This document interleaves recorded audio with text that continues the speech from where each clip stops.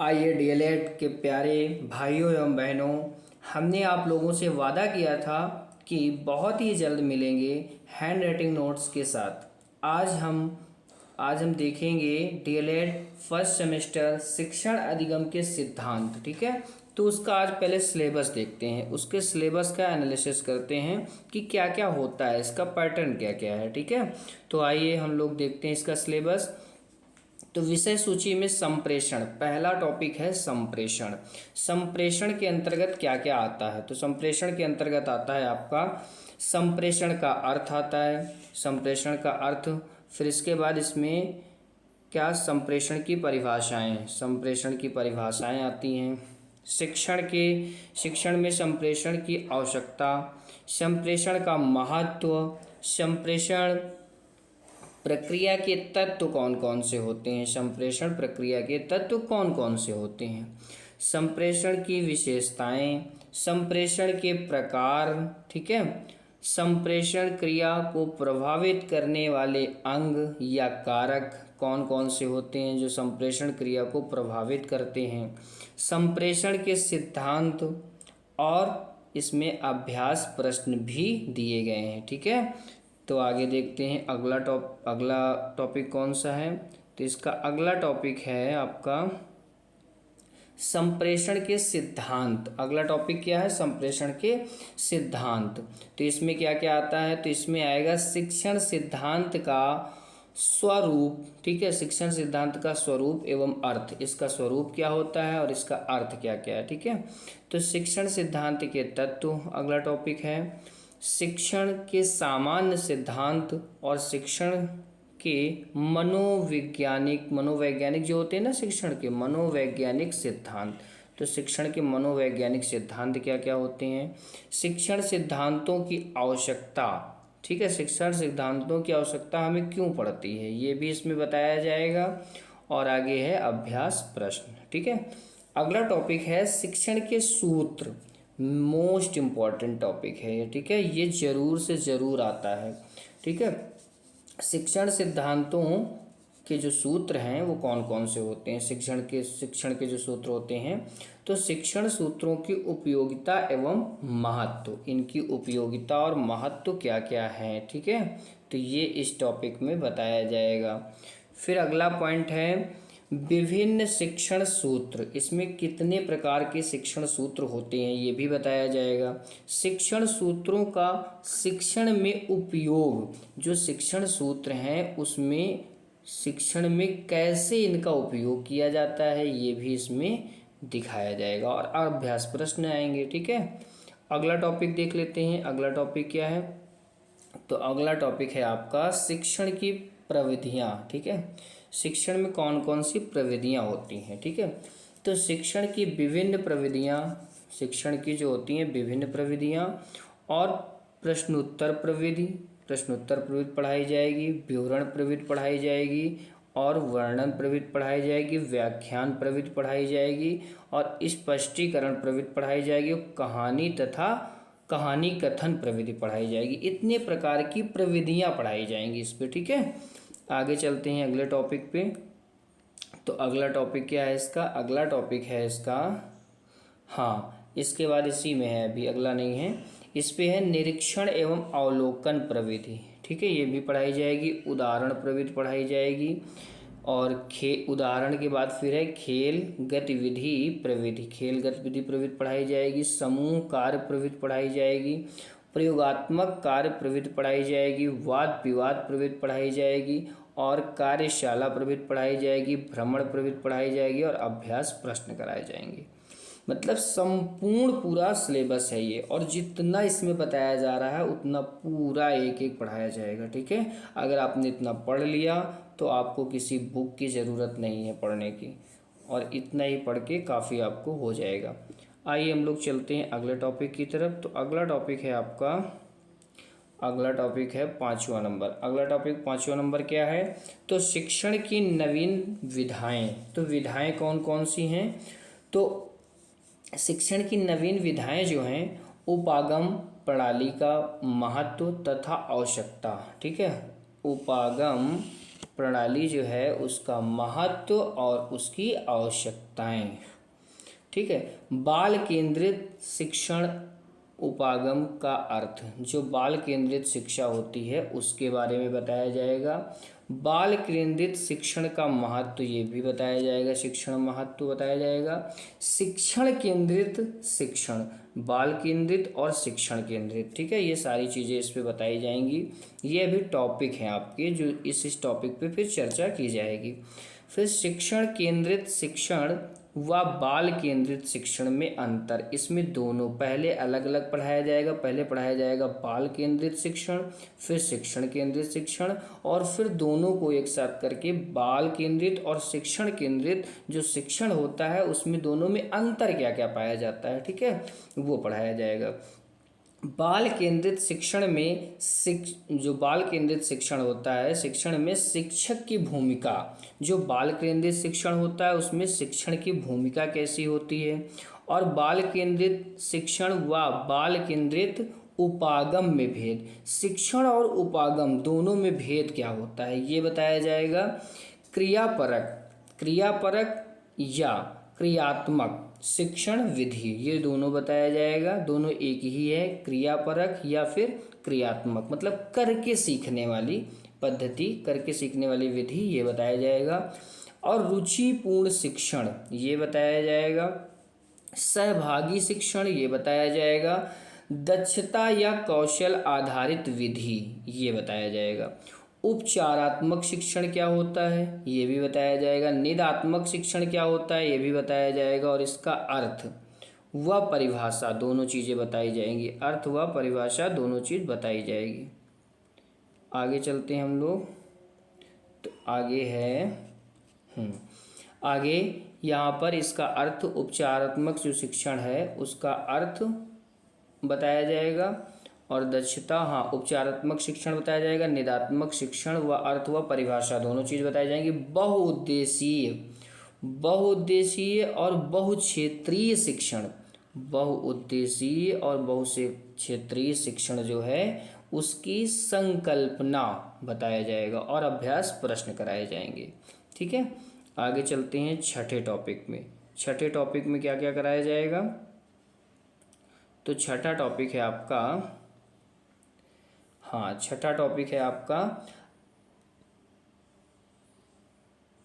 छठा टॉपिक जो आपका है वो सूक्ष्म शिक्षण एवं शिक्षण के आधारभूत कौशल। ठीक है, इस टॉपिक में क्या क्या आएगा, तो इस टॉपिक के अंदर आएंगे सूक्ष्म शिक्षण का अर्थ एवं परिभाषाएं। जो सूक्ष्म शिक्षण होता है वो कैसे होता है, उसका क्या अर्थ होता है और उसकी कौन कौन सी परिभाषाएं हैं, वो पूरा इस पे बताया जाएगा। ठीक है, सूक्ष्म शिक्षण के सिद्धांत ये भी बताया जाएगा। सूक्ष्म शिक्षण की विशेषताएं, जो विशेषताएं हैं ये भी बताया जाएगा। आगे चलते हैं इसी पे आगे क्या क्या और है, हाँ, इसी पे आगे ये इतना सब कुछ है ये भी बताया जाएगा। तो इस पे है परिभाषाएं हो गई। सूक्ष्म शिक्षण प्रक्रिया ये बताया जाएगा। सूक्ष्म शिक्षण के चरण, कितने चरण हैं सूक्ष्म शिक्षण के, ये बताया जाएगा। सूक्ष्म शिक्षण के घटक ये बताया जाएगा। सूक्ष्म शिक्षण प्रणाली, जो प्रणाली है, सावधानियाँ ये भी बताया जाएगा। सूक्ष्म शिक्षण के उद्देश्य ये पढ़ाया जाएगा। सूक्ष्म शिक्षण की आवश्यकता एवं महत्व, उनकी क्या कौन कौन सी आवश्यकताएं हैं और उसका महत्व क्या क्या है ये बताया जाएगा। सूक्ष्म शिक्षण के विभिन्न उपयोग, शिक्षण कौशल की परिभाषाएं भी बताई जाएंगी। शिक्षण कौशल की विशेषताएं भी बताई जाएंगी। शिक्षण कौशल का अर्थ एवं महत्व बताया जाएगा। विशेष कौशल की विकास, मतलब मतलब विशेषताएं होती हैं और कौशल की उसका विकास कैसे कैसे होता है, जो कौशल होता है। ठीक, पाठ प्रस्तावना कौशल बताया जाएगा। व्याख्या कौशल बताया जाएगा। उत्तर प्राप्ति कौशल बताया जाएगा। बालक सहभागिता विस्तार कौशल की निरीक्षण क्रम तालिका बताई जाएगी। ठीक है, आगे चलते हैं तो श्याम पट लेखन कौशल, श्याम पट लेखन कौशल बताया जाएगा, पुनर्बलन कौशल बताया जाएगा, सहभागिता कौशल बताया जाएगा, शिक्षण कौशलों को समन्वित करने हेतु शिक्षण ये बताया जाएगा। आगे देखते हैं और क्या क्या है इस पे। तो आगे है इस पे,